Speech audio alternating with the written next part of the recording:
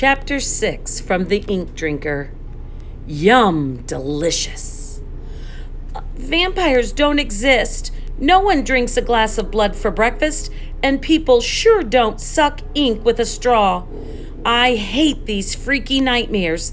They make me all jittery. I had fallen asleep in my hiding spot. The bookstore was about to close. 2 customers were still lingering in the store. A strong itch on my arm woke me up, and I tried to get rid of it. I realized that it was coming from deep, deep underneath my skin. To make sure I had been dreaming, I browsed through a few books. Everything appeared to be in order. All the books were jam-packed with words. I returned to my hiding spot, and I felt overwhelmed by an indescribable mix of drowsiness and heaviness. I heard my dad double-lock the store door. Alone at last. The surrounding silence and darkness were exhilarating. Dad hadn't realized that I was still inside, and I was sure that once he did, he would search for me. But I had better things to do than to go home and go to bed.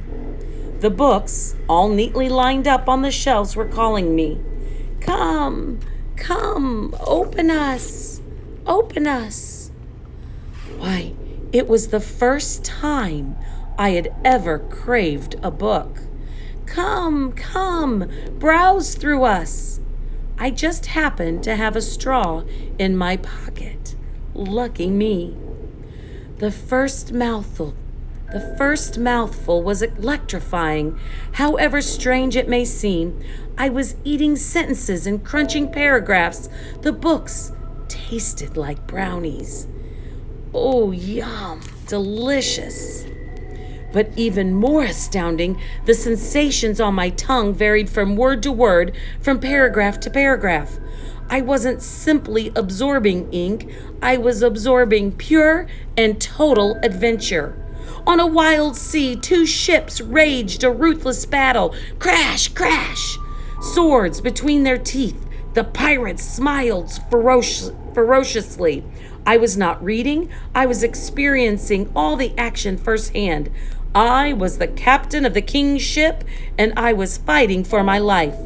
Suddenly, I found myself facing a devil with an eye patch and a wooden leg. It was the notorious Captain Flint. We lunged at each other with our swords. I was exhausted. My arms felt like jelly. In a last-ditch effort, I rushed toward my enemy. He dodged my attack, and I went overboard. As I sucked the first words of the second paragraph, the lights were suddenly turned on. Dad was there. I swallowed wrong, and the words got stuck. "Time for bed, little rascal," he said. He didn't understand what I was doing with the book. "You're supposed to read some books, not chew them." When he noticed the straw and the ink that was dripping from my chin, his anger subsided. "Did a dog bite you?" Not exactly." He must have feared I had rabies. I reassured him, claiming that the ink was just chocolate, and he believed me. Still, he wasn't totally wrong. I had indeed been bitten, but not by a dog. When I had passed out in the crypt, the vampire had used his nib-like teeth to carve his name onto my arm, Draculink. I was now one of his kind. I had become an ink drinker, and for the first time in my life, I relished being the son of a bookstore owner. The end.